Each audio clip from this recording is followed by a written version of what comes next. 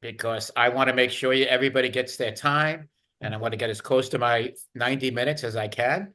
All right, excellent. So we're calling in the Monday, March 9th meeting of the Building Design Committee. This is being recorded for those who aren't here or want to watch it at a later date. Things we talk about are on the agenda. We might talk about other things that aren't on the agenda, but that's our prerogative. So with that, I'm going to start with, did folks get a chance to look at the meeting minutes that Brian sent? Okay, anybody want to make a motion?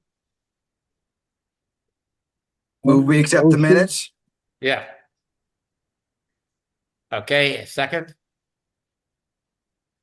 I'll second. Okay. Let's see. All in favor. Let's go Tom. Aye. Matt. Aye. Okay, Chris. I'll let you get unmuted. Greg. Yep, aye. Okay, aye. Okay, Yeah, Brian. I was not at that meeting, so I'll abstain. Okay. I haven't All had a right. chance to review. Brian. Aye. Tony. Aye. Laura. I didn't get a chance to look at them, so I'm going to abstain, which is fine. Okay, and Christina. I have to abstain as well. I wasn't there. All right. So I got 1, 2, 3, 4. I think I got 5 ayes and 3 abstains. So 6 ayes and 3 abstains. So the minutes pass. We'll go with that.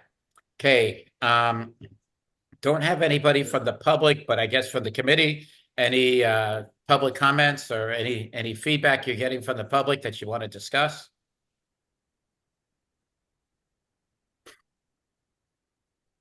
No. All right. I'll keep. Have we gotten any feedback from the public at all about? Not, go ahead, Matt. See, Go ahead, Matt. I've seen feedback online that has nothing directly to do with our committee and has I mean, it is somewhat the usual Facebook, I'm upset and want to complain, which, I mean, that's the thing that local groups exist for, and that also can catalyze into action. But I think it's just worth noting there are plenty in the community that anything we do, so much as blow our nose, we're going to, once we have an idea what our game plan is, we're going to need, in my estimation, a really aggressive public engagement schedule. And we're nowhere near that yet. But once we have a plan, we're going to want to really have people sold on it before we get to town meeting. Otherwise, I think we're only going to have the remnants of that echo chamber.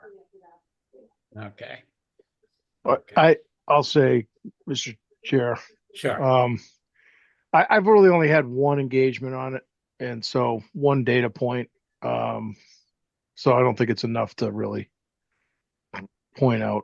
I haven't heard a lot of feedback from folks on this in a while. So, but okay. That'll probably change once we sort of re-engage. to Matt's point. So we'll hear something when we put a dollar amount on it. So I think, yeah, or any kind of start talking about a proposal.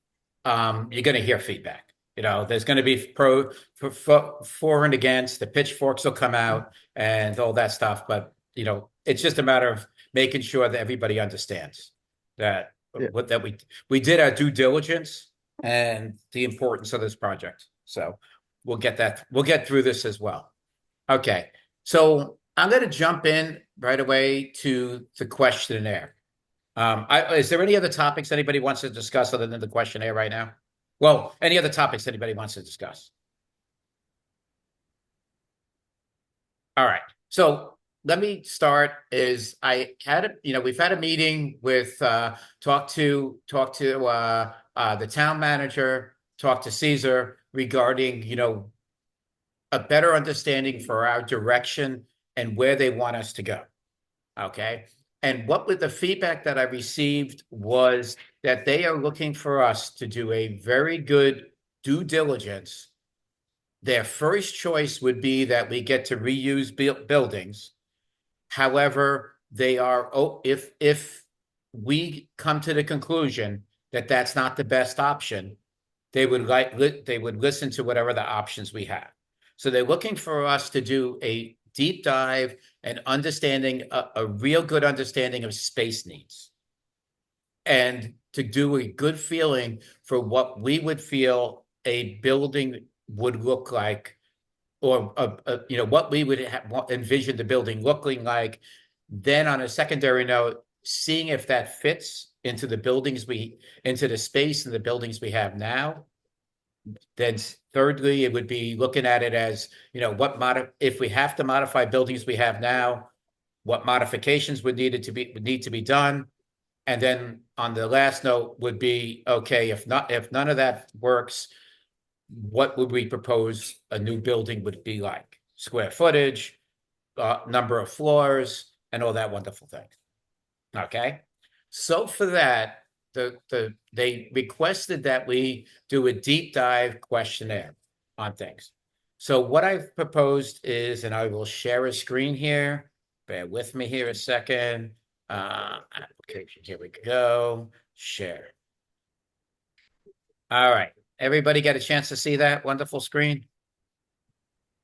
Yeah. Okay, good. All right. All right. You guys, I feel like I'm on a Zoom call if I don't get any feedback, where I'm back at work on a Zoom call where nobody talks except for the one guy. Anyway, so one of the, what I looked at the suggestions from, the folks. One of the things was to point out to them was that, first and foremost in our minds is that whatever we do is going to become ADA compliant, that they don't need to really think about as much ADA compliance on their side, that we are looking at the ADA compliance. This would include whatever elevators, not lifts, are necessary, whatever with doorways, whatever ADA bathrooms, whatever ADA counter heights, or anything else that we need would be done, but the building will be ADA compliant. The Can I other thing is, go ahead. Can I interject on that? Sure. So one thing to consider is that ADA compliant doesn't always mean accessible to everyone. It just means that it meets the baseline for what ADA has lined out. So I would also want to focus on accessibility as a whole. Okay. All right. So I have that general notes for the department. And it's dedicated to a new town hall, not only ADA, Yeah. but as accessible, so just say, but accessible to all. Yeah. Okay. Yeah. I don't disagree with the as practicable in there, because I think there's levels to it. But I did want to just stop and point out that ADA compliance is kind of the bare minimum, especially when we start running into the rules about ADA compliance in the buildings. I know the schools run into it. I don't know what we would run into, but that it's not just about the ADA compliance, it's also about accessibility. Okay. Okay. That Thank you. that text there came from one of my recommendations, and I was very careful in that wording in particular, because if we start saying we're going for just some version of absolutely accessible, that can create additional pushback, because nothing's 100% accessible in reality.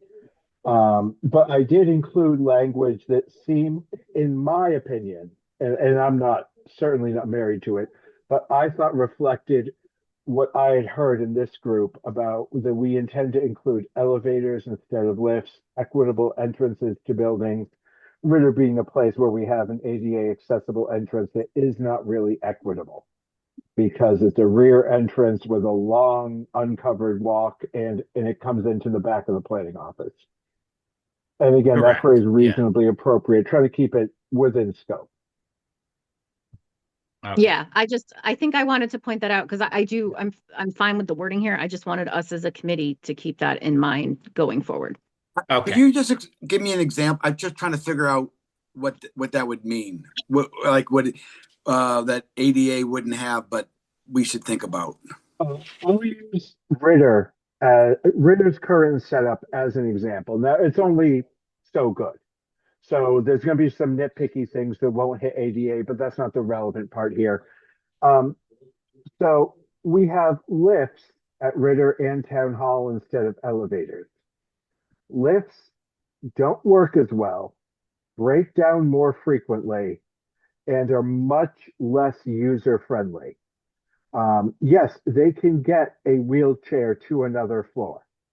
They aren't as safe as elevators, they're not as accessible, and are much more likely to need an additional helper. At Ritter, the wheelchair accessible entrance isn't where everyone else enters the building. You have to park in the back in what's kind of more the employee and contractor area. Some will come up that way too. Then do a very long walkway to get to the side of Ritter that takes you into the back of the planning office rather than into the front entryway like everyone else. Those would be kind of two quick examples. And Matt, to that point, the same thing. If Town Hall, you have to take that side ramp and end up in the back again. So agree with you guys. That's great. So it sounds like we have the tenor is there, and we're okay. We're okay with that. I'm not too sure about the general note for department heads. I think it's kind of out of context. I feel like we're asking them about the questionnaire, but then we're also giving them some info. I don't know if it's connected to the questionnaire. I'd kind of want I just an can, intro to the questionnaire at the yeah, top. that that was in my original document. I can give you my logic for why I put it. And again, I want to get it out there somewhere. Um, what I didn't want, so people are only going to tell us so much. That is the hard truth of any kind of questionnaire. They're not going to tell us everything. Okay, fine. I was trying to get in front of well, this building isn't even ADA compliant statement. Because when they make those comments and start pointing out all the ways maybe we're not ADA compliant, because the building doesn't have to be for a variety of reasons legally. Um, if they're taking time to tell us that, they're not, and we already know that's something we're going to do, they're not necessarily taking the time to give us other answers we would find more value. I'm not married to this format. My goal was just to get that information out there so that they be communicating and giving us as much useful info as possible. Okay. Um, Excellent. Christine, I see you have your hand raised, so go Yeah, ahead. I understand what you're thinking, Matt, but I kind of agree with Brian. I feel like when you put that out there, you're going to have everyone focused on that aspect. And I do think before it was interesting that certain departments would mention that because those were the higher traffic departments, which was valuable to know. Like, do we really need to know?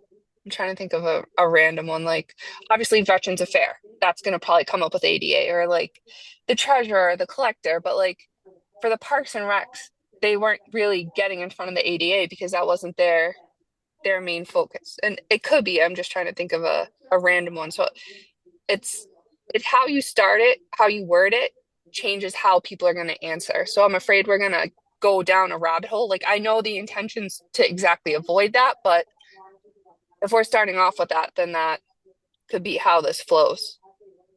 I would, if it gets brought up, it's worth noting because that's a high traffic area where a lot of people who have those issues, like a wheelchair, walker, cane, like something like that would be higher level to go. So that's worth noting if they're raising that concern because it might be something else we don't know. Like, oh, someone in a wheelchair can't reach the current window at the collector or the treasurer's office. So we need to look in that. Like, that's something I wouldn't want to bypass. I'd rather them tell us that. I'd almost also want it in the questions. Like I want to mention ADA in some of the questions and kind of connect it that way, where we're asking about their current status of ADA compliance, their current concerns about ADA, or their current concerns about elevators. Guys, if I may, I think we're overthinking the ADA portion a little bit because no matter what we do is going to have to come up to code, and we can kind of sort those things out in the design process. As long as we know which windows get the most customers every day, I think that's more than enough to figure it out. And the rest of it is code. And our buildings are not even remotely close to code right now. So that's why it's as bad as it is. Can we ask a question that incorporates that information and says, what are some surprising accessibility challenges from users and employees that we need to be aware of? That might be a better way to put it. Okay. And I kind of look at it as that, yes, I agree that the idea is that we have to make this at a minimum ADA compliant. But, the idea of it for us as a committee, let us keep it in our mind that we want to keep accessibility as a priority. And then the idea would be is, okay, hearing from the departments if they have an opinion. So let me table that for a second because I want to jump. I know Matt has a cutoff, and there's a cutoff period, but let's look. So one of the other suggestions was to look this and group this into different categories. So I have a current staffing, existing space evaluation, functional space requirements, technology and infrastructure, public interaction and service delivery. This could be the space where we leave for that ADA and accessibility question, interdepartmental collaboration, storage needs, meeting and conference spaces, accessibility, safety, and compliance. That's another area possibly. Future growth and flexibility, operational efficiencies and workflow, and special considerations. Okay, so there's a lot of categories here. I don't mind. I'm open to thoughts on whether how long this questionnaire should be, or should it be cut down, or the fact of the matter is that too many questions are just gonna, if we have the questions, we're gonna get more a complete picture than if we forget to ask the question or something comes up and it comes up later. So at this point, folks, thoughts on having categories, or would you rather just see straight questions? Chris Ruth hit it right on the head when he said that, we have to do things in accordance with code. And I think one of the missing pieces for me is distinguishing what an architect should be discussing with our staff versus, what we should be discussing as a committee that's going to set the stage for reuse or brand new. And a lot of these questions that we're going to ask the staff, they could be answered multiple ways. But when you get a design professional to sit down with them, you'll get the right answer, not necessarily the answer that the staff wants. And I think that one of the things that I keep struggling with is we really could use some architectural support now in terms of defining the scope. And one of the things that came out of the discussion that we had with Laura and Matt and myself was the realization that the architect never talked to the town manager or the school superintendent in any of the Taylor and Burns iterations. It was basically Taylor and Burns getting input from the chair and then bringing back what he thought would satisfy the chair without any input from the staff, starting with the town manager. And I think that, just like the ADA issue, none of us do that for a living on a daily basis, not myself or anybody else on the committee.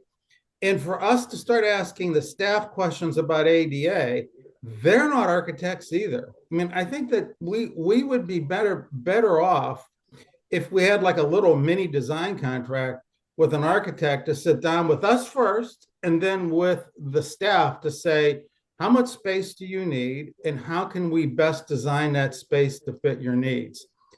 Last thing, I am extremely worried about taxing a staff that is already overwhelmed with a number of significant issues to deal with a very long questionnaire. We are already imposing things on the staff to do their jobs, and then we're going to drop this this planning questionnaire into their laps. And I think that does a disjustice to the staff. Okay. Thanks, Tony. Christine, I see your hand raised. Go ahead. So to Tony, the survey done with Taylor and Burns was done off of the survey done previously, which was what, 4 or 5 years ago. But hasn't a lot of the staff stayed the same and we asked very similar questions with the other architect? So couldn't we bring that up? To Tony's point, he has a good one. We're asking a lot of them with all these questions. Yeah, there are a lot of good questions, but we might have it already. So can we ask them to review what we collected? And it might be easier for them to like look at, because a lot of the questions are pretty similar. Maybe there's like 5 new ones, but we could say, hey, can you check this, see if it's still right? And then answer 5 questions instead of 50. Because even broken down in groups, this is a heavy lift. Christina, I don't know for a fact where the data with regards to space came from that was given to Taylor and Burns. It did come from the group before when the group was working towards a TC Passios solution. There was extensive meetings with the staff by that architect, and that's where the data came from.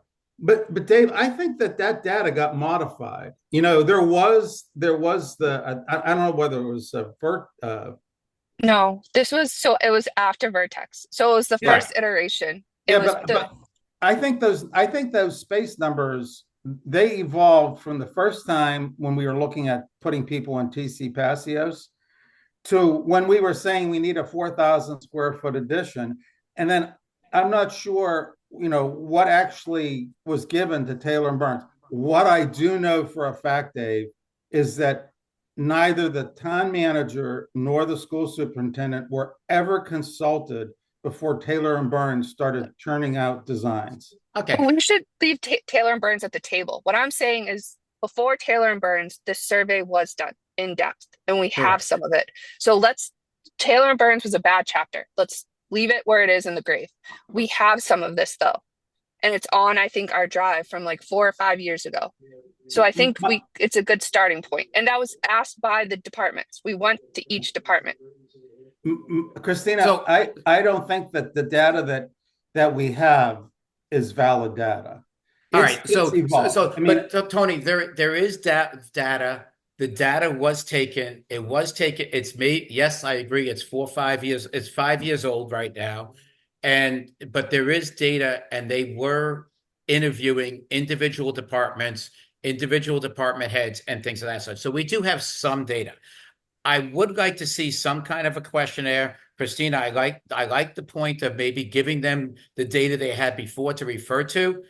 What I'm understanding here is that when we look at this questionnaire, no matter how extensive it seems, it's too daunting as far as the number of questions. And as I look at this thing, I'm going to see a lot of repeat questions repeat questions just asked under different headings and topics.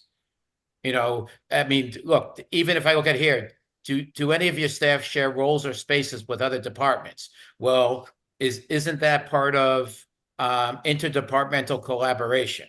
You know, do you work with most closely with? You know, shared things. So we have some instances here where there's questions that are asked under the same question is asked under multiple topics.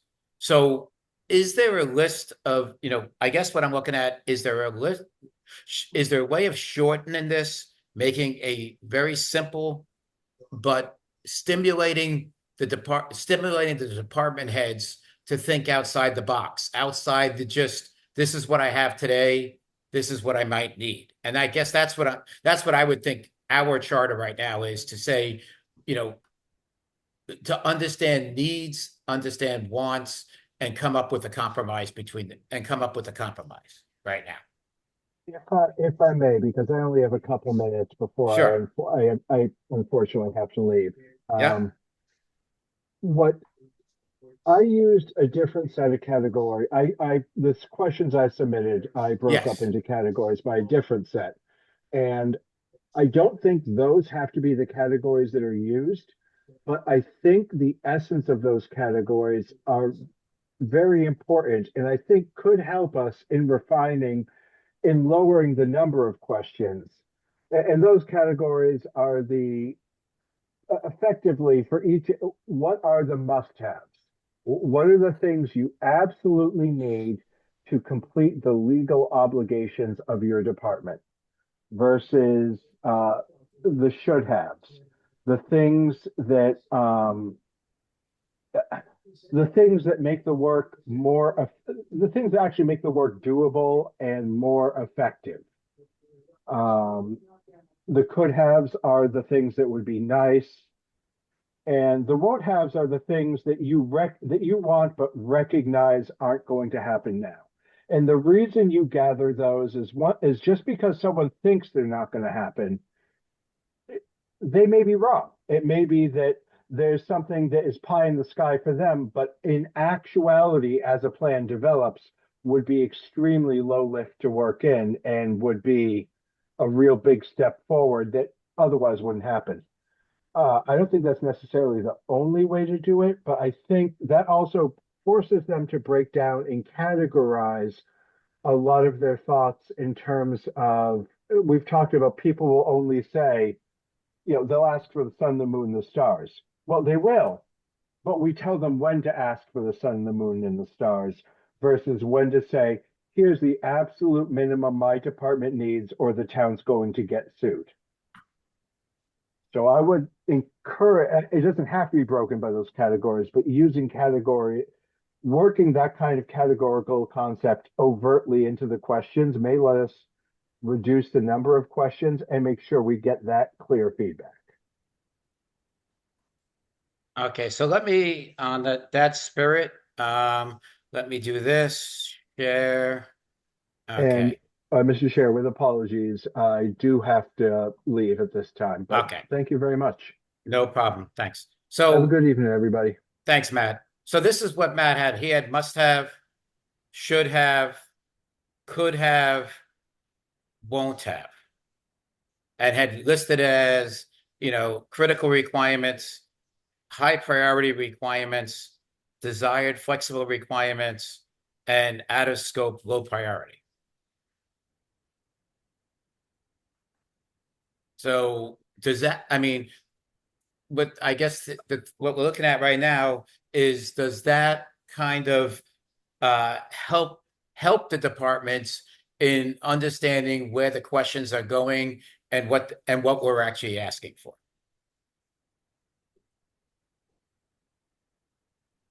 Dave, I want to address one item that's on Matt's chart there, and the business about the town of Lunenburg hitting 20,000 people. I went back and looked at the census for Lunenburg for 1990 through 2020. And then I actually got information for through 2024. And in the 34 years from 1990 to 2024, the population of Lunenburg has risen about 31%. And as you look at from 2020 to 2024, that the growth rate is actually flatlining. It's getting shallower rather than steeper. And I think that we have to be careful with the facts that we say that we're going to use to make these decisions. I don't think that the town of Lunenburg is going to hit 20,000 people anytime soon, certainly not in the next 10 years. And if we continue to pursue what the master plan that we just prepared says, is that we want Lunenburg to remain a relatively rural community. And, so we have to be careful about saying things like, well, we're going to have 20,000 people in the town of Lunenburg. Based on the history, we may not have that in the lifespan and we may not have that in 34 years if we use the same percentage.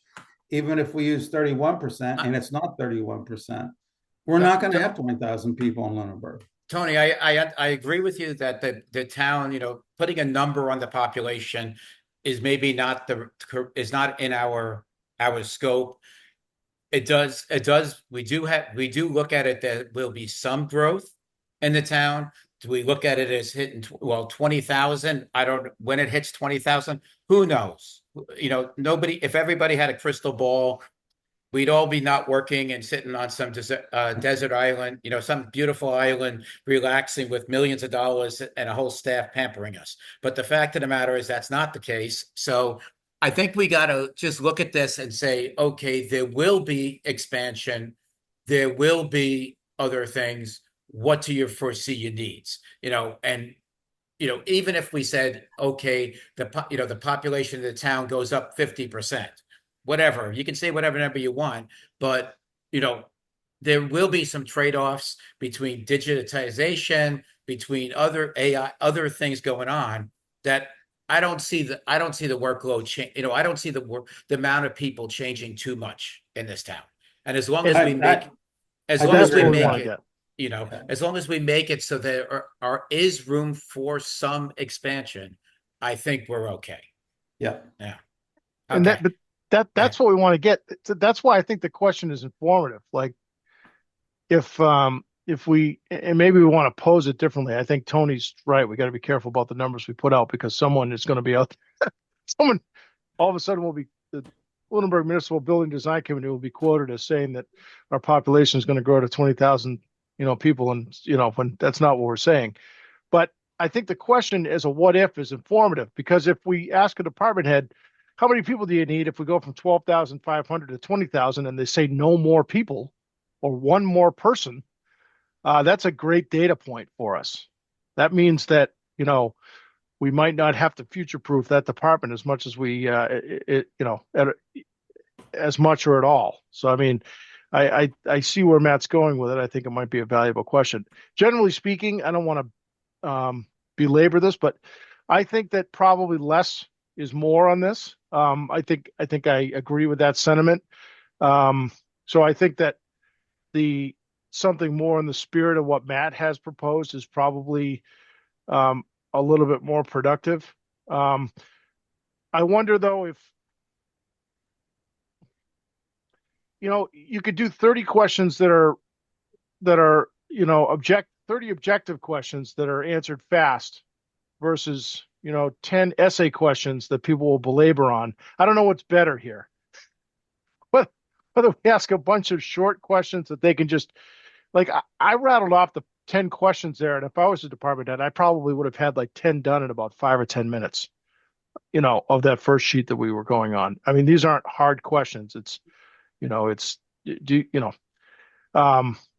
so I don't know whether or not it's better to do more of a deep dive, deeper questions that allow people to give, more feedback, or whether it's better to do a bunch of questions that they can just give real short answers to, like how many people do you expect to have, how many more people do you expect to need, in the next in the next 5 years, 0, 1, or 2, or I don't know. I'm just making it up, but I'm not sure about that, but I think probably I agree with the sentiment that we probably don't want to overwhelm folks at the town hall. Also, though, having said that, I think I heard you say, Dave, that the town manager asked us to do this and to do a good deep dive into it. So why don't we just put a questionnaire together, throw it across the town manager's desk, and say, do you think this is a reasonable thing to ask of the department heads? And if it is, I think that the town manager will probably respectfully ask the department heads to fill it out. Yeah. I could be naive there, but yeah, I think you can, there's certain questions that can be, it's a number question. How many people do you have? What are your square footage?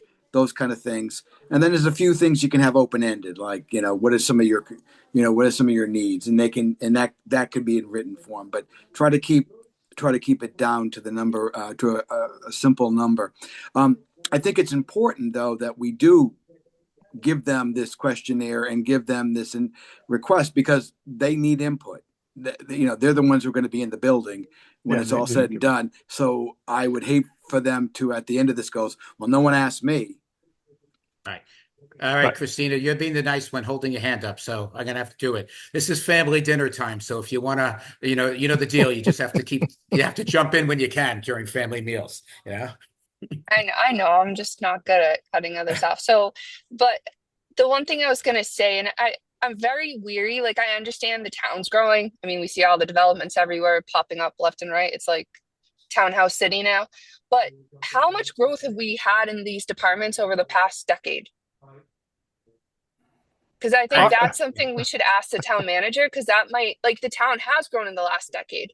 So have we actually added anyone in that time? Like, I don't, yes, the department, you ask anybody, you go to anyone's job, do you need more help? Yes. But do we have the money to back that head count expansion, or is it feasible? Like, I don't want to put that out there because everyone's going to say yes. So I would just be mindful of that. And I think, like the town manager said when she was here a long time ago, let's look at the towns around us who have had rapid expansions. Did they get more headcount, or did they keep chugging along with what they had, which might not be the best, might not be the worst, but it is what it is. so So yeah. Okay, Hey, Christine. hey, guys, if I can jump in here as a department head, I Sure. think Greg was kind of on the money with let's make the most of the questions as simple as we can. That way we can put it into Excel sheet. Do you think you need more employees? The town manager's going to look at it and say, yep, it's going to happen, or no, it's not. And then leave room at the end for special notes, any of that type of stuff. Because people are going to ask for the moon, but we also need to plan for the future because look at the high school. They were out of room by the time it was done being built. So there's a balance for sure. But I think we get the answers to the committee and the town manager for her to say, not realistic, not realistic. Yep, they can get more space because she sees it all. I think we're spending a lot of time talking about how to get the questions out. Let's just get the questions out and see what we get back for responses, and then dig down from there. And if I may, Mr. Chair, one more thing. I think we may be able to take out some of the questions like how much is your existing space? Like I think we have that data from the DiGiorgio study that was done. That's the study that you folks were trying to put your fingers on. That's the study that we supposedly relied on to give to Taylor and Burns. So as not to redo it again. Whether or not Tony's assertion that the data was modified or not, I'm not sure. But the DiGiorgio, I can never pronounce the name. Those are the folks that did the deep dive space needs assessment the last time as a professional working for the town. I think I've said in the past that I think that this is a good exercise to redo because the problem we were trying to solve or the nut we were trying to crack was completely different back then. When we hired DiGiorgio, we had a building that we were tasked more or less with filling or using, maybe not filling, but using. So we had sort of a different. I think at the end of the day, it's not different, but I think that when you look at the practicality of it, we had 55,000 square feet of building, and the mentality was different, if you will, back then when we were going through it. So I think that this is a good thing to redo because I think that the last time we did it professionally with DiGiorgio, it was a sort of a different problem. Okay. So let me look at this. I want to just go through these questions and I'm going to ask for, kind of what thing. So if I look at the first one, how many full-time, part-time, seasonal employees does your department currently have? That's an easy with putting a little space after each one and fill in the numbers, right? Saying, please fill in the number here, right? So that one I feel is easy. How many employees work in your office daily versus remotely or in the field? I mean, most of them, that should be, I don't know who's working remotely other than the building inspector and things of that sort. Or what percentage of time do those employees spend remotely or in the field? Okay. Chris, didn't you do that already though? I just kind of put together the list of how many employers in each space, not so much, how many are there. I think it's not so much working remotely, but it's the 10-hour positions and 19-hour positions where they need an extra swing space or an extra desk type of deal when that person is there. But that's a good question to have on there. I agree with Greg. We don't need the square footage. We can figure that out. How big is the space? Is it big enough? That's a good one. So if, as I'm going through, like I say, what are your expecting staff levels over the next 5, 10 years? Fine. That's just an open-ended question. They're supposed to be looking at their workload. They're supposed to understand they're, as a manager, I'm supposed to have some idea of what the future looks like. So I'm okay with just leaving it that way, as that. Does your department anticipate new program services or compliance requirements that may affect staffing or space needs? It's not a number question, but it is somewhat open-ended. Any, is that one okay? Dave, to be honest, everything on number one there, every department head has done in the last month because we had to prep all this for our budgets anyway. It's fresh in Okay, everyone's mind. It's perfect. perfect. Okay, so let's go into existing spaces. What is your current square footage? That one's out. We're not going to worry about their existing square footage. I think there's a benefit to asking that question, and it Okay, comes down to if someone is unaware of their current square footage, then that would put their answer about what they feel they'll need in the future into context. If someone thinks their current square footage is far less than it is or far more, and then they're asking to double the size of it, I think it would put into context the ask for the future. Or okay, if someone counts certain spaces that are shared as within their square footage, I think that's useful for us too. Like if one department thinks all the area with the filing is theirs, and we've got departments double allocating spaces, I think that's useful. okay. All right, so that's fine. And once again, this is one of those questions, Chris, I would look at it as you guys have already been through this. So it should be fairly fresh. If not, we know the answer already. We pretty much know the answer already for that. That one I just look at, my phone's gonna ring as soon as they see it, and they're gonna ask me how much square footage they have. Okay. Okay. All right. Well, tell them that you only answer emails. Okay. Which part of your existing space are working? Which parts of your existing space are working well? Is that too much opinion or? I don't know Yeah, what I we do think with that. I, I I don't like know. that one. I would just say which parts aren't working well, only because every space that the town uses right now is we kind of half-ass came up with it over the years. Everyone's just been stuck where they were stuck because that's what we had. So I think there's a lot of spaces that don't work well. Okay. Sorry to cut you off, bro. No, I just don't. I mean, I don't think that are working well. They say, "Oh yeah, this space is working well," so I don't know what we do with that. Okay. So I agree that saying is what's not working well would be get a better answer there. All right. Do you feel your department currently has adequate space to perform daily operations? A good question. If they say yes, that solves a lot of things. If they say no, that's fine. Which space limitations currently hinder operations or efficiencies? Is this one of those? And if I say if no, see the question below, or okay. Going to suggest, and almost like some of these can be like, if yes, you're done. If no, answer these two things. Answer these three things. Do 1, 2, 3 things, whatever. Right.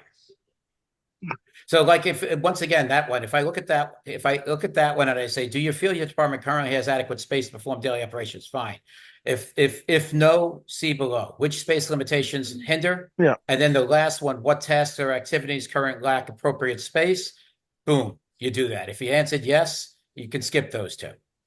And actually, all three of these, are there any safety, accessibility, or confidentiality issues in your current layout? If you answer to okay to the top ones, you don't need to answer those. We okay with that? Yeah. You can number them and then say, if no, answer 4, 5, and 6. Right. Yep, I'm with you. Okay. Functional space requirement. What type of spaces does your department need? Offices, open workstations, reception areas, secure rooms, public counters. Okay. Secure or sensitive document storage. Fine. Specialized rooms. I don't know if this number 1 and number 3 are kind of the same in a way. They're the same. I would have them grouped. Or Okay. you could add specialized rooms as one of the the examples. Private offices, specialized rooms. So they Okay. yeah. But what is a specialized room? Like a Uh, room that people can meet in and it's quiet? Is it a room that you can lock stuff in? And like, because I know before I was like a safe where you could lock documents. Like, what, depending on who you talk to, it's going to mean something different. so that would be the point of saying, like, maybe adding, like we have private offices, open workstation, reception areas, secure rooms, public counters, um, uh, Well, um, you like secure a, storage, a, or a something few like people, that. a few people said they needed like private, space that's confident, like conference space that's confidential. Like that I think that gives someone an opportunity to say, yeah, I specifically need space that will do this. Okay. So it sounds like we can, if we put it in the suggestions of the examples in number one, we add some of the things in number three, it's a more comprehensive things for them to think about. But it's the same question. Well, then you ask it again, how much secure or sensitive document storage is required? Yeah, I feel like we could probably modify that question, Dave, and say something like, how much record, how much. I feel like what we need to get from them is how much record storage do you need to be compliant with Massachusetts general laws, right? Because I think that there's a lot of stores that people like to have, but I think that we're also moving away from, particularly in the land use departments, moving away from physical files. Sorry, I'm raising my hand and it's picking that up. Um, so I think that we just need to know how much physical, like paper, physical storage do you have that's required by law? Okay. I think we need to know that. And okay, fine. So what I'm going to do is I'm going to put that out. So I'll do something like how much record storage do you need to be compliant with Massachusetts law? And then I'm just going to have two spaces. One says secure, one says non-secure. Fine. Yeah, Uh, that's fine. and Or just does it? Yeah. Does it and need? just Yeah, that's fine. How much? Yeah. okay. And that gives me like questions 2 and 4 are added together. Yeah. I think that's. Yeah. I think you could combine a bunch of these. Yeah. Okay. Uh, Like and you could say, then what types of yeah. spaces do your apartment need? And then under it, you can maybe you already said this. Is there, you know, is there any specialized spaces in particularly that you need or something like that? Like as a sub bullet. Okay. Just kind of make Okay. it feel a little bit less onerous. Or even if I said, what type of spaces does your department need? And if I just put these as they can check them off, private offices, open workstations, reception areas, because up top, we asked Yeah, how many that's employees fine. you had. So they just check off you just check off what you want on that. That's probably not a bad idea. Yeah. Okay. And then if we have questions, we can always ask the person. We can Yeah. always say, I see you check this, this, and this. I can expound on that a little bit. You know, Yeah. Okay. Check marks or make an X or a check mark. Okay. I agree. Shorter the better. Yeah. All right. Because we're going through that thing where should be quick and easy and they'll actually get it done. You require secure access areas or controlled entry points. Minimum or ideal. I mean, I feel like we have to do controlled entry points anyhow these days.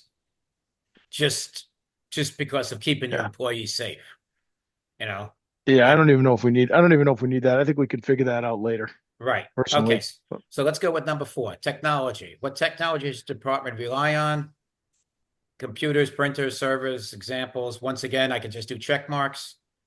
Um, are there specific electrical data, HVAC needs? I'm going to skip that one because I'm Yeah. not going to look at that. That's IT to decide. Do you require enhanced cybersecurity locked equipment rooms? I'm going to skip that one. Will future technology changes reduce or expand your space needs? That's a good one. Right? I like that. Yeah. That's perfect. That kind of adds to our whole theme. All right. Public interaction. However, often does the department receive walk-in visitors per day, per week?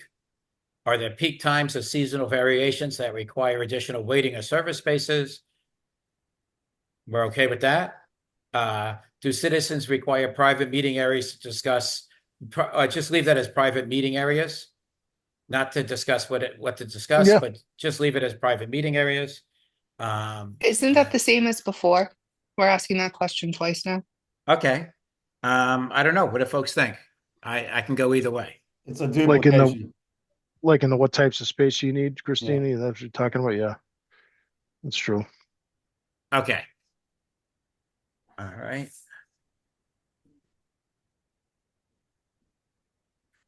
Okay. And I don't know. Maybe it's a good question still because it frames it differently. Like this is asking the question like, so they say they might need specialized spaces, but here we get like, yeah, no, we need a space to sit with with an applicant, you know, that's well, making a filing with the planning board or the conservation commission or something. Or I'm just understand. making it up. Yep. So let me leave that. And this is just going to be a yes or no question. It'll just be under 5. Yeah, yes, That one will be it's good. just Yeah. yes, no. Just put check boxes in. And then you could leave it. You could leave a thing for them to put notes if they want. But like, just if you Right. get the answer, yes or no. At least that's informative in and of itself, and it's quick. Okay. Does your service counter be, or should we say, not should your service counter be shared with other departments or kept separate for workflow security? Maybe you should say, uh, can your service counter, Yeah. can uh, can your service be counter be shared with other departments? And It should be, maybe does everyone sorry. need one? Could it be, do you need a service department counter? Or do you need a counter? Can it, and then followed by, if yes, can it be shared? Okay. All right. So this is kind of one of those things. If they answer no to the first for the first question, they can probably skip the rest of them. I know. And I know Chris needs a big counter more than anybody else, just so he can keep him away from the office. Okay. Do you need a counter? Then it can it be shared? Okay. All right. All right. That gets us to enough. What are we going to do with this information? We are going to look at this and and it will help us to see which departments can be shared in a same general area. Makes sense that it be in the same general area. Give us an idea of which departments can possibly share a single meeting space, which ones need their own meeting space, and an idea of storage needs and whether they're going to be separate for that department, or they need to be, or they could be a cohabitated storage needs for everybody. So the goal for us is to come up with an idea of what, based on what they have today, what is necessary for square footage and what would be necessary for the building. That's it. That's our first task. All right. So let's see, under 6, interdepartmental collaboration. Which other departments do you work most closely with? Fine, I like that. Which shared meeting rooms, storage, or public service counters improve if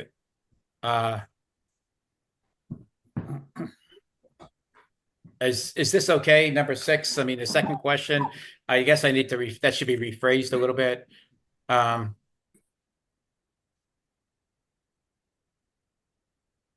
These kind of seem like, didn't we ask this in the Same. first question? Yeah, Like you might be able to take this out. Yeah. Hold on, let me look all the way up. Full-time, expecting, existing space, adequate space, space limitations, functional space. well, if you So- go before, doesn't it go up, doesn't it ask what department? It's like you guys do share people in 2? Or maybe, Yeah, with other departments, yeah, the second bullet, Yeah. 1B. Okay. Go up one more. 1B, 1C, do any staff share roles or space with other departments? I feel like you probably can eliminate that whole section, Dave. that we Well, were on. I'd like to leave one interdepartmental. Which other departments do you work most closely with? Just leave it at that.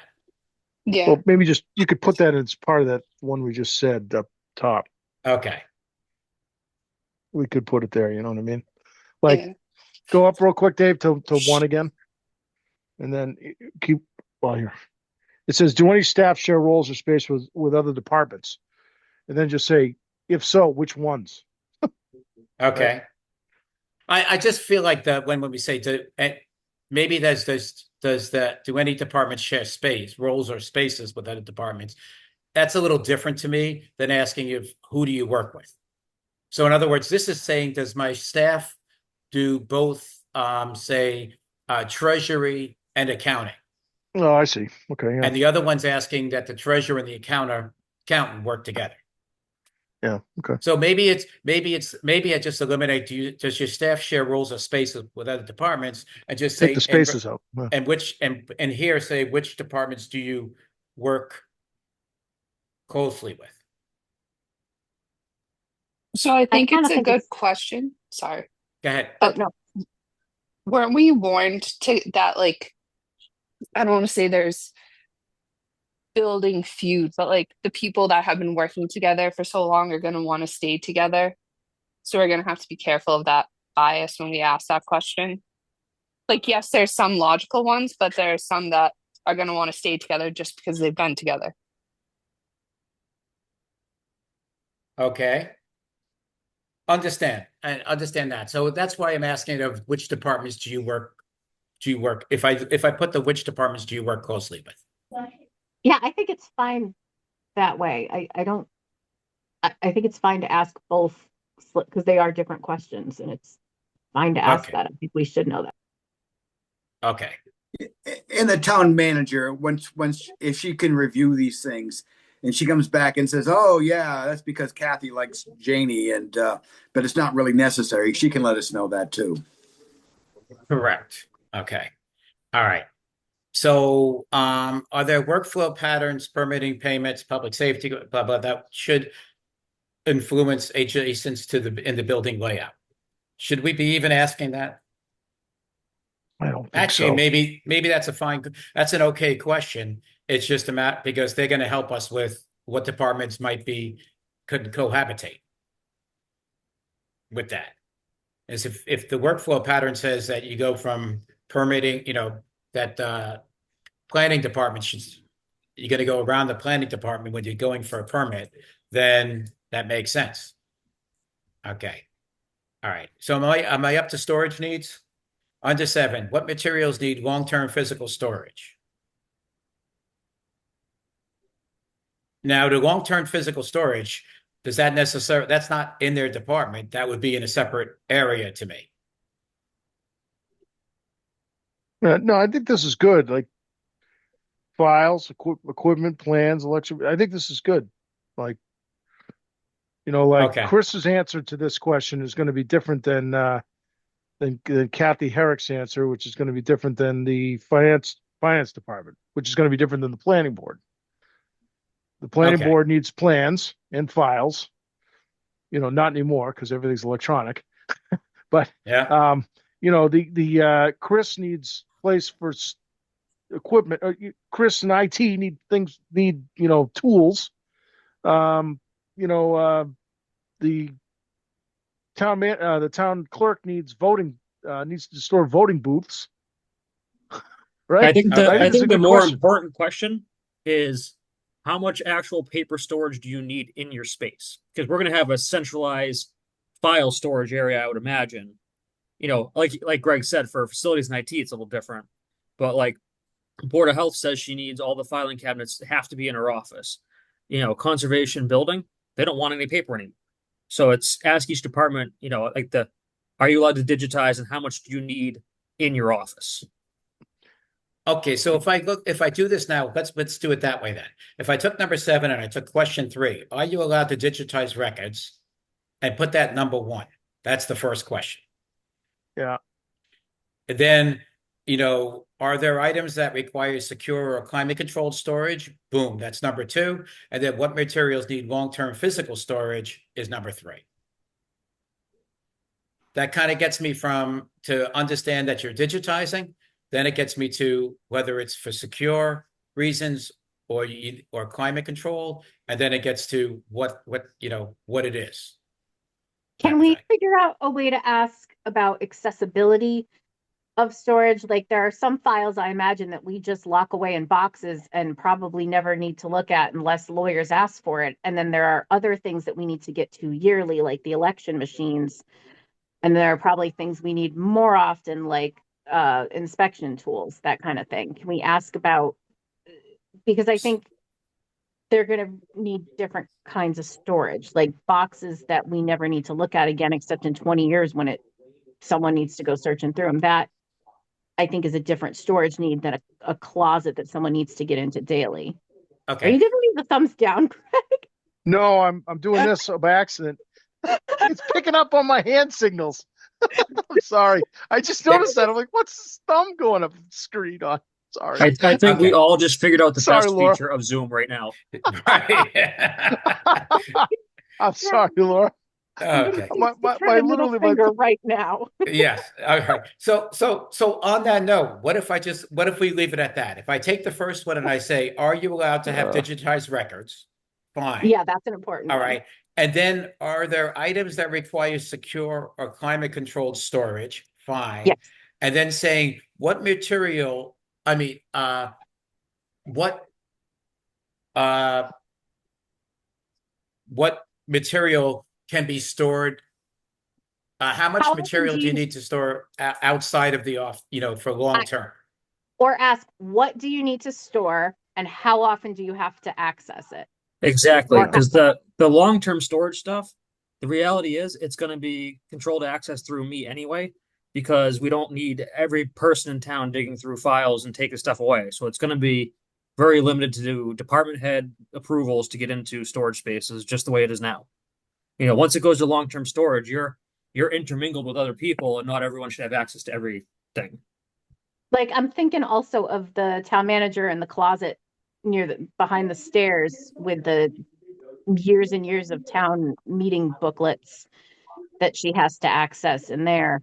Things like that where I think some departments might need closets or easy access shelves, that kind of thing.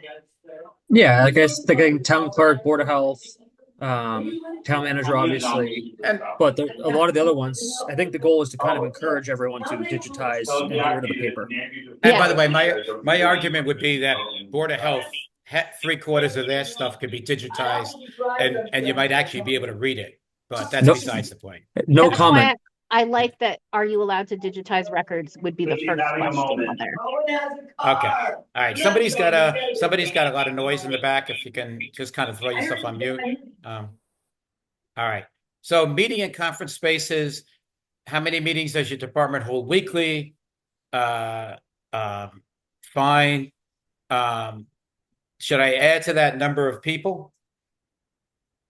Yes, absolutely. Because I think some departments, I know like the superintendent will just have clusters of people come in the office. And then sometimes the town manager needs to have all the department heads in a room. So I think the size of it really matters. Okay. Okay. No, I agree. And then do you need dedicated internal meeting space or can shared rooms suffice? Is That's fine. Uh,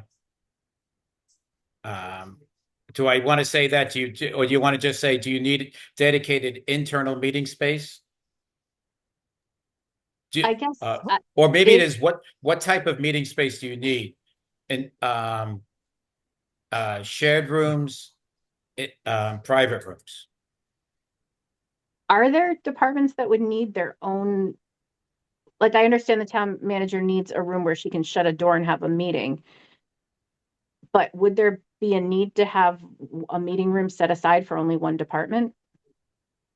I guess that's what the question is asking.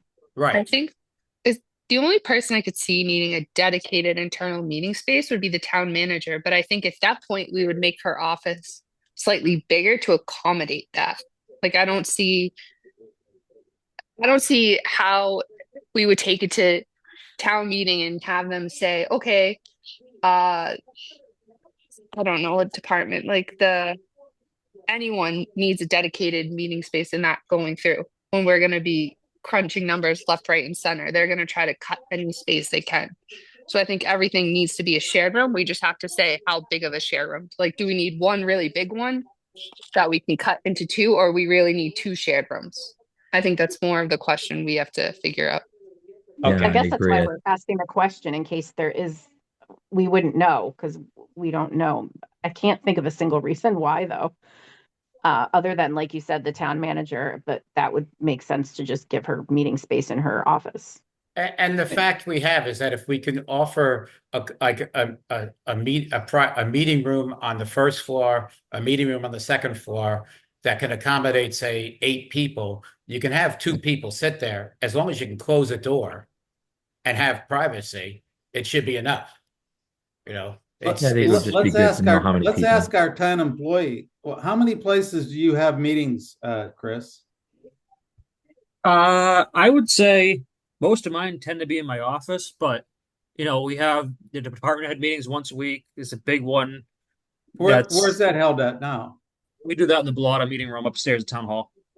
Actually, that's Yep. not a bad idea, is to ask where are your meetings taking place now and how often? okay. I think the biggest thing is as long as we have meeting rooms that aren't hallways to break rooms and we soundproof them when we build them, then we've Yeah. got flexibility for whatever we need. Hey, Okay. it seems like we don't you don't have a lot of meetings from what I gather, correct?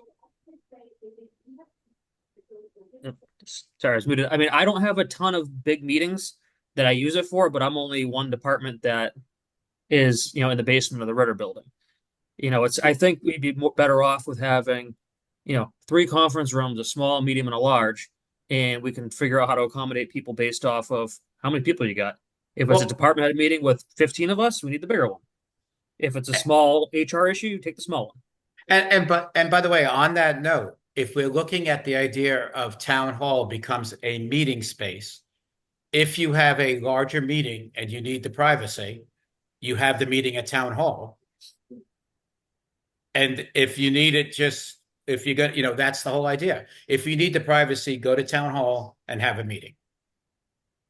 There'll be space there to hold 8 people, 12, 20 people, and 40 people, say.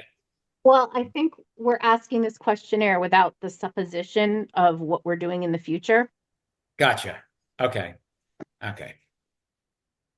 I All think right. we, So but go to ahead. your point, I think we just need to say how many weekly, the first point, how many meetings does your department hold weekly? How many people and where are they currently happening? And then go from there. Because I think it'll be interesting to see how many are happening like in an office or in a different space and try to see what's going on with that before we go into dedicated and shared and trying to figure out what, like, is it 3, is it 1, is it 2? We have to see what they're actually doing and Okay. who's So, using them. all right. So if I say that, then if I go with the number one and we say number one, how many meetings does your department hold weekly? Number of people, where are they? Where are they held today? And then I just do the same thing with number three. How many public facing meetings does your department have? Do you have? Number of people and where are they held today? Would that answer the questions? So I would say how many, instead of your department, I would say how many meetings do you attend internally weekly? Or it has to be something because your department could have a public facing meeting once a week, but you could answer the first and second question the same. It has to be some wording of internal versus external if you're going to do it that way. Okay. Okay. So I will change it. Yeah, I got you. All right. So I'll put that. How many internal meetings? And then how many internal meetings do you have weekly? Uh, and then, or can you tell us about if I just say, can you tell us about your internal meetings? Frequency, number of people, where are they today? How's that?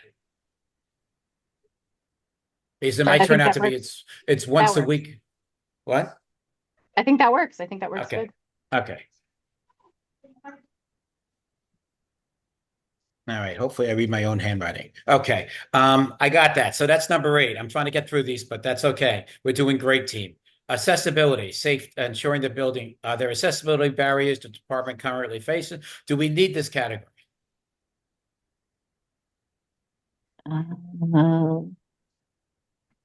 I think it's answered pretty well before with the privacy and confidentiality, Okay. secured access. Like we said, that's something not we would, but emergency response. Well, I don't understand that one. Like, if it's a public disaster, do they need to get down to town hall? Is that what we're asking with the 4th bullet? I don't know. I'm not sure. I was just, kind of letting AI do its work, but that's okay. But on that one, I think the only question, and I can answer it right now, is Veteran Services needs a space of their own because of HIPAA, and they're all deaf and they yell. Other than that, it's going to be kind of standard accessibility ADA rules kick in. Okay, so I'm gonna let me leave that because we understand that veterans will need the space of their own right Chris, now. let me ask you the question. If there was a natural disaster, what does the town's plan call for? Like, where does the town manager go? Where do you go in the event that there's a natural disaster? So, in all likelihood, town manager would end up at the public safety building. And as far as the public, it would be probably the high school. I would have to check with the fire chief on what is actually set up as an actual shelter. The senior center is part of the way there, but it doesn't have a shower, so it doesn't count. It's usually I thought Turkey Turkey Hill. Hill. Yeah, it's Turkey Turkey Turkey Hill. Hill, I is- guess, yeah. But like Because the town I know it's one of the manager, schools. the town manager would go to the public safety building, right? But again, the public safety building is very controlled access. That's not a place anyone else is going. It's Right. So, fire so chief, like police chief, and her. for example, if there was no power at town hall because of a natural disaster, the operations of the town are going to be conducted out of the public safety building because they have a generator, correct? Yes, that's correct. All right. I don't think it's our job to do the town's business continuity plan. Like, that's something, if they want considered, they'd have to tell us. I agree. That's the reason I that wouldn't. question ought to be struck then. I'm taking the whole question 9 out. I think Okay. we've answered those. I think so, and- yeah. Okay. So number We- 10, future growth and flexibility. How do you expect your space needs to evolve in the next 5 to 10, 20 years? Should we be asked? I think this was answered with, when we asked about growth in the department early on. Go ahead. No, I think it's okay to I maybe even ask, do you expect your space needs to evolve in the next 10, 20 years? Because I'm not, I don't know. Okay. Yeah, I hard think to this we brings ask back that? this What brings back the idea of Greg's question too, or comment about if the town increases drastically in size, are you going to need to increase your department size? I think something like that would fit here. All right. So Yes. if I say that, do you expect your space needs to be a yes, no, to evolve, and then just leave it as comments underneath, how or what, How? Just you know, just ask how. how? Yes. Because I imagine a lot of people would just say no. I think there's some departments that even will just continue to do what they do. Yep. Yep. Okay. Didn't we ask this already? Because Chris said they did this in the first question, like planning for the Yeah, future. we have it a little bit up here. We say, what are your expected staffing levels over the next 5 to 10 years? Here we're asking it more of, sorry, let me get into here. How do you expect your space needs to evolve over the next 5 to 10 years? I think those are two different questions, because maybe we're going to digitize everything and everything will be online and we won't need to interact in the public when we start taking permits online only, sort of thing. I don't know. It's hard to see the future, but I do think that's a different question, but I do think we will get lots of staffing related answers. Okay. And that's fine. I'm okay with that. It's their chance to put their own comments, their own thoughts in here. And I feel we need to leave that in some areas here. Are there foreseeable regulatory changes that may require more space? Do I just change that to say that could alter your space needs? I would say alter because say something gets digitized, then they might not need so much physical space. Yeah, I think that's good. Give them the opportunity to say that they need less. Yeah. Well, a perfect case in point is the pack. They're not going to have as much money to operate after we get through the 2028 timeframe. And that's been already proven by other towns and other packs like in Pittsburgh and Leominster and places like that. And Steve even mentioned that when we talked to him. So regulatory changes would reduce that. So I think you need to say, are there foreseeable regulatory changes that may alter your space needs, and not talk about it in terms of more or less. Yeah, I agree. Okay. Yeah. Then the last one is, would modular or flexible space benefit your department? I'm okay with that. It's just once again, if you can have it where you have an employee that's only coming in 10 hours a week, and we can use it as a flex space, something like that. Okay. Operational efficiencies, what processes would benefit from improved adjacencies or layouts? I think we already asked that. What features would make your department more efficient? Is that a question we want to have? I think that's a good question. Okay. Like probably everybody has something in their minds that says, geez, if we can only have this or these two things or whatever, that seems like, Okay. I don't know about the first one, but seems like we're probably going to flush that out. Yeah. But the second one might be good. Okay. Are there examples of other town halls and municipal facilities that you admire? That's fine. What would be your ideal department layout to improve workflow and efficiencies? Are we? Go ahead. I don't like that because say they tell us and we don't implement that, then they're going to be like, well, we told you we wanted this. Like, I would, That's a good point. It's too open-ended. yeah. Okay. So I'm Right. okay with 4 I gotta run. eliminating.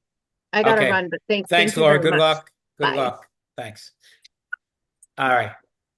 If you could change one thing about your current workspace to improve operations, what would it be? I'd like to leave that, I like that one because that's saying like, all right, we're taking into what you're saying into consideration. Like we can't change everything the way you want it, but if there was one thing, like we can Yes. at least table that. And I think we might get some creative ideas, that for that. Okay, that we're not thinking. All right, special considerations. Guys, we're doing good here. Are there department-specific constraints not covered elsewhere? Fine, simple question. Do you require vehicle access, outdoor storage, or proximity to public safety? I don't think we need that. Why don't you just say, are there any special considerations that haven't been mentioned above that you'd like to note? Period. Okay. And consolidate it into one thing instead of 4 different things. I love that. It's going to make people actually think about it instead of trying to answer the specific point. Like, because everybody's going to want soundproofing. Everybody's going to go, yeah, I don't like it when people hear that I talk to my mother on the phone 2 hours every other hour.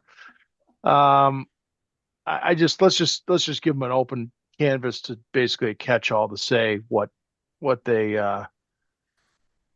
if there's anything else that they'd like to share with us. Okay, and then the second half of this would just be additional thoughts or comments. Yeah, that's what I think. That sounds great. Okay. Excellent, guys. This was fantastic. We could have done this in 6 hours. I like your timing. Okay. What I'm going to do is I'll take everything that we got, try to take my notes as best as I can, review the Zoom thing, and try to put together another version of the questionnaire and send it to everybody. Let me know if you see anything blaring. And my goal would be to have this, have something to the town manager very quickly for her approval so we can get it into the department's hands very quickly. Go ahead, Greg. Better yet, maybe she'll disseminate it. All right. Yeah. See if she'll send it to the things and ask them to do it. I think that would be more powerful. I'm going to look at it as the town manager asked for them to do that because this way it definitely holds more clout. Nobody can say, I think so. Yeah. I would like, cool. I would think that this would not be her top priority over the next, couple of weeks. She's got a lot of stuff on her plate, but I think getting it to her and then let her decide how quickly we need to get it out. Just tell her we like this as quickly as possible. But obviously, with the town annual meeting coming up and all those other things, it sounds like her plate is pretty full. So I don't want to put extra stress on her. Agree, Tom. And All of their plates are full, Tom. right. And this goes back to my earlier comment is that, I think that the staff is going to roll their eyes when they see another questionnaire about their space needs come across their desk. Whether it's handed to them by the town manager or emailed to them, they're going to go, when are we going to get a better place to work from? And I think that's, like this gets them no closer to answering that question, which I think is really, really a mistake. I want to pass on one thing. Dave, my daughter works for Microsoft, and she just moved into her renovated office space in Redmond, Washington. Two things. One, not a single person asked for her input because they have people that know what their office space is going to be, and those are the engineers and the architects that work for Microsoft. The second point is her office is 80 square feet. Now, Microsoft has one of the prettiest office campuses I have ever seen. And they treat their employees well, but they have paid staff that know how to present office space and campus space to make it work. And I think that we need to begin with the end in mind. And the end here in my mind, and I think the staff would completely agree with this, is that they need a better environment to work from. And we're getting no closer to that with all these questions. I hear your concerns, Tony, and I'm going to have to disagree, politely disagree in the fact that I do believe that the questions are that if this is phrased correctly in saying that we are working towards a space, and that the idea here is that we want to make sure that your inputs are heard, that your current inputs are heard and validated. Then I think we're going to hopefully get some positive feedback. We're going to get the feedback we're going to get no matter what. But the fact is that we need as a committee to understand and to come up with some idea as to the plan of using Ritter or not using Ritter is going to work. And that's what we're working. That's what I'm working towards. And that's the charter that's the course that they've asked us to take, is to determine whether Ritter will work or not work. They realize town hall will never work. And the question is, can we make Ritter work? They do not want to see that building. The goal would be they don't want to see that building having to be something that's sold to some other, and not have the ability to really dictate what goes in there. I just have a question because I Sure. know I missed a few. Is PAC still part of this, or did PAC get removed? So Christine, what we've done is when we looked at the town hall, we said to PAC that they would get the second floor of town hall. That would give them the high ceilings and things of that sort. And they were okay with that. So the idea would be is downstairs would still be the select board meeting, other meetings, or other town meeting spaces that they can now they would have their control booth. They would have everything right there so they can make that space work. And I think they got, as long as there was an elevator, that they were okay with that. Chris, do you know if PAC has moved their studio operations over to Fitchburg? Because William Tyler, I ran into him at the grocery store on Sunday, and he told me that they've entered into an agreement with Fitchburg to use their studio. Do you know if they're still doing any work at TC Passios? They are currently in TCP, but the reality is the roof on that building in the decommissioned section let go over the weekend, Yeah. and the rest of the roof is the same age, so it's fantastic that they're at that point. So I think they're do still you going to know- need storage in the other buildings. So do you know if they are still planning on using the second floor as we had talked to them about? I mean, I would assume at this point their plan is going to be control room for meetings and on-site storage for when they need cameras for meetings and that type of stuff would be my assumption at the moment. So guys, the thought was is that the second floor is also room for expansion. Yeah. You know, if we're giving, if like, you know, Chris is having a room at town hall, and I don't know how much he's doing with interdepartment work, but you know, maybe the idea would be if the space was needed, he you know have to sacrifice so much and end up taking a room at town hall. The PAC met with finance committee the last week or the week before. I can't remember now. I think it was last week, and that they did say that they were, you know, they were talking with Fitchburg TV, and they would be paying rent. They don't have the money to pay rent. That they have money, but they don't want to pay rent. So I think they would do that until such time that if they could get spots at the current town hall, then they would do that because they would not want to waste money on rent. Tom, on that note, I think we should table this one for the moment and chat with the town manager because at this point, it's Fitchburg has a state-of-the-art studio and they're going to be in the same budget issue that we are. Why would we build another state-of-the-art studio in Lunenburg? So I don't disagree. I just the people are asking about are they moving over there? Well, they might, yeah, and yeah, yeah, they have bigger issues just from what I could see on their budget, as I think Tony was talking about. They're basically eating up their savings as time goes along, as the money from Comcast goes down and their costs go up. What I had suggested is that they relook at their entire business plan and really look at what they do and decide if that's really what they should be doing in the future. And that's a way bigger issue than finance or this committee. yeah, I think that's a good summary. They need to make some decisions there for sure of their long-term goals and realities.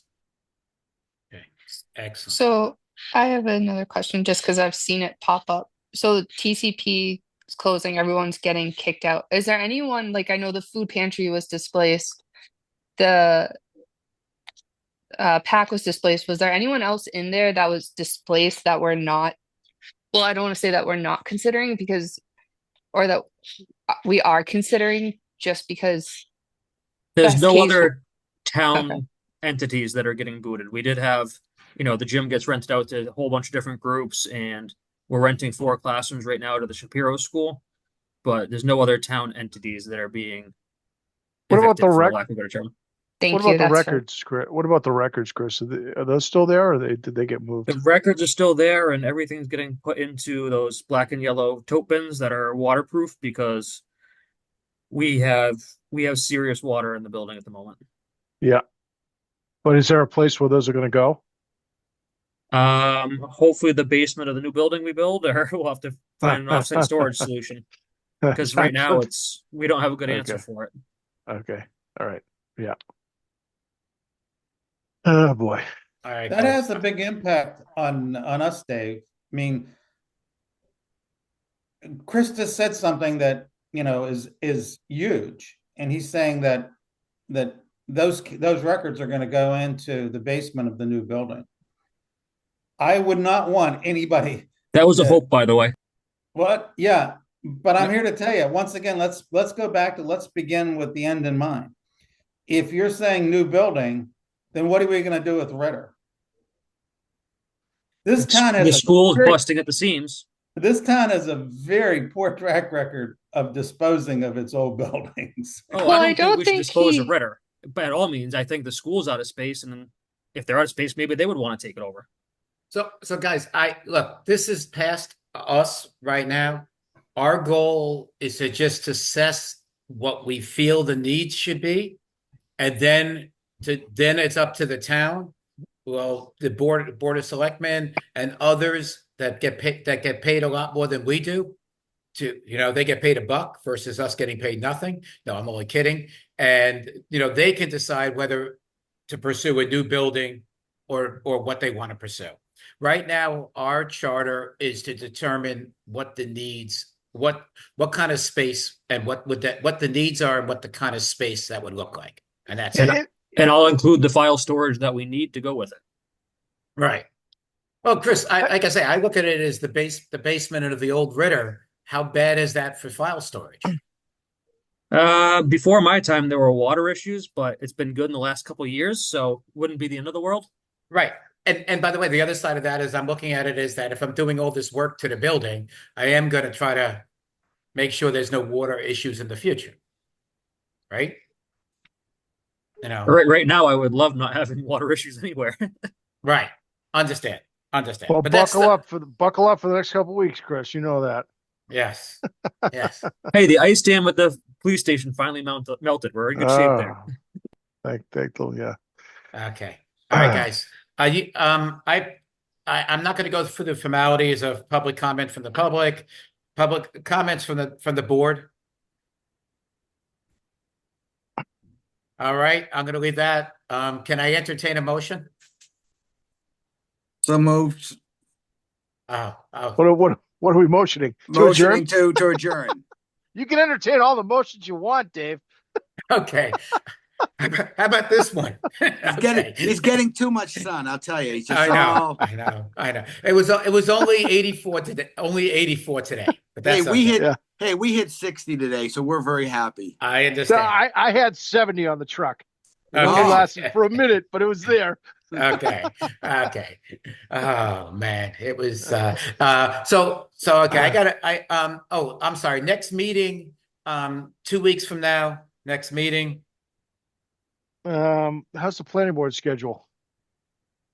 Then the opposite. They're meeting on the 16th and the 23rd. Oh, so that skips that. All right. Yeah, So you're right. Yeah. I'd be looking at the 30th then. That works for me. Yeah. Yeah, that's the fifth Monday. That's usually pretty good for me too. Okay. Works. I'm going to look at that. We get the question. I'll get the questionnaire back, the modified questionnaire back to you guys. Look for a response. Don't copy all. Just put your comments down to me alone, so that we don't violate open meeting laws and all that stuff. Then I'll do one more pass, and we will look to present it to the town manager and be ready to go on the 30th. Okay. I think Sounds that's good. All right. So I got a motion. Sorry, Tom. I had a motion to adjourn. Do I have a second? Second. All right. I'm going to go. Let's ladies first. Christina. Aye. Brian. Aye. All right.